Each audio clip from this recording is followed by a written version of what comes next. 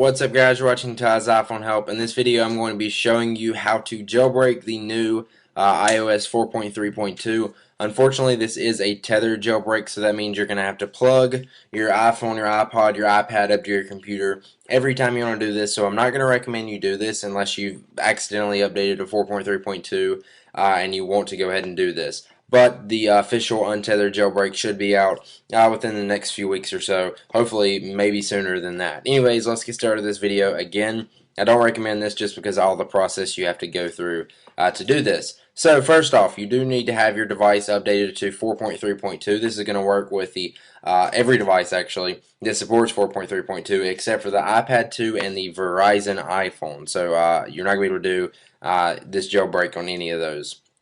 You will have to download a few things. 4.3.2 firmware if you haven't already, and go ahead and get your device updated. If you were previously jailbroken, what I recommend you do is sync everything up to your computer.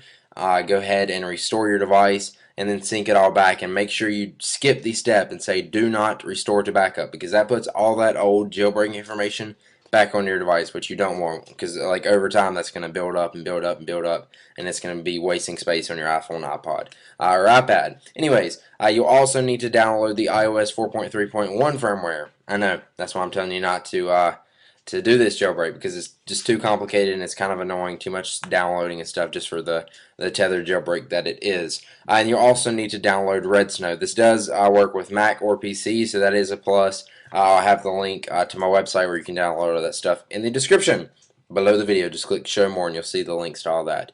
So let's go ahead and get started with this. I'm using my iPod Touch 4 just because I don't use this one as really for anything except for jailbreaking purposes. So what I'm going to do is go ahead and open up Redsn0w. Now if you're on Windows, you actually need to right click on Redsn0w, go to compatibility, and make sure it's running in Service Pack 3. And I think it's actually Service Pack 2 for Windows 7. I'm not 100% sure about that. Go ahead and try Windows Service Pack 3 though to make it run. Now I think you do have to be the administrator for that. I haven't used Windows in so long. I'm just a Mac fanboy. Anyways, let's go ahead and open up Redsn0w. Go ahead and make sure everything's unzipped. Make sure you save everything to your desktop when you're downloading it, just for make it easier to find. Let's go ahead and hit open on that. Go ahead and close that folder out. And now what we're going to do, go ahead and have your device off and plugged up to your computer. Let's go ahead and hit browse. And what we got to do, now the reason for downloading the 4.3.1 firmware for your device along with the 4.3.2 firmware is you actually have to do this to kind of trick Redsn0w into working with your device. So here we go. My iPod is on 4.3.2, but I'm actually selecting when I hit browse the 4.3.1 firmware. So let's go ahead and double click on that. Processing firmware. It should just take a second here. And there we go. IPSW identified successfully. Let's go ahead and hit next. Let it do its thing. This shouldn't take long at all either. And there we go. Now what we're going to want to do is check all this stuff on here that you want. I recommend you do check install Cydia and enable battery percentage, because enable battery percentage is pretty cool on the devices it does not have that enabled. I definitely use that feature a lot. Let's go ahead and hit next. And now what you're going to need to do, before you hit next, we're going to put the device in a DFU mode. If you guys haven't been through this process before, you shouldn't be doing this guide anyway, because you probably don't know what you're doing, but you know how to put it in DFU mode. You got to have your device turned off. You hold your power button for 3 seconds, hold both buttons for about 10 seconds, then release the power button and continue holding the home button for about 20-30 seconds. So let's go ahead and hit next and be prepared. Here we go. 3, 2, 1. Now I'm holding both buttons, and no, I'm not. Now let's go ahead and hit next, and I'm going to go ahead. So I'm going to go ahead and hit next and get ready to press these buttons.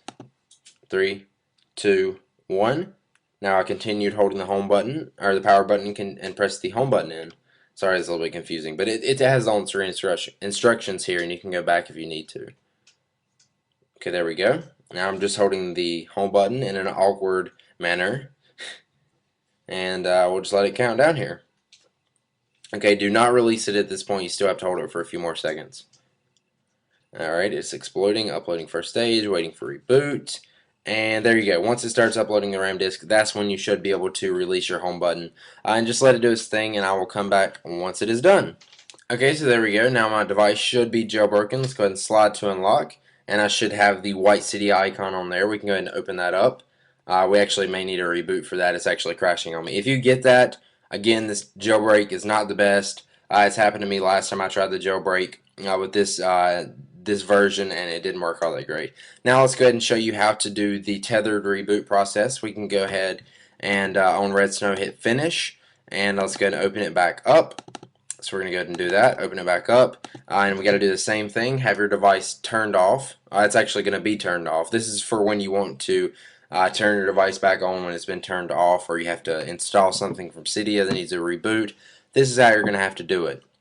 So what we need to go ahead and do is hit browse, select the 4.3.1 firmware, and once it processes the firmware, we'll hit next and let it do its thing again. And you can go ahead and uncheck install Cydia and enable battery percentage and do just boot tethered right now. And what that'll do is actually boot your device from the turned off looking state to the on state.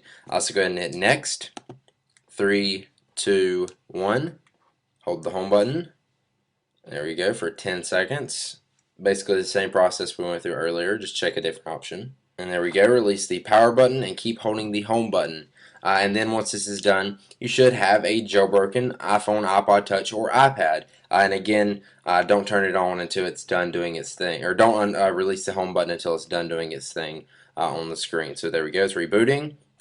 And now you can release it once it says done on your screen. And you should have a jailbroken iPhone, iPod Touch, or iPad. Let me know how this worked out for you guys in the comments below. If you enjoyed this, please be sure to click the like button below the video. I really appreciate it, and it really helps me out to do more videos for you guys. My iPod is turning on now, so you know that it worked. I post new videos every time a new firmware comes out showing you guys how to jailbreak the newest firmware on all the devices that are available at the time to be jailbroken. So make sure you hit the subscribe button up there above the video, because that will let you know when I post those new videos on your YouTube homepage. And also, if you'd like to, you can even like my Facebook fan page, because that'll tell you there if you're not checking YouTube very often. Thanks for watching. That's about it. I'll see you guys in the next video. Peace.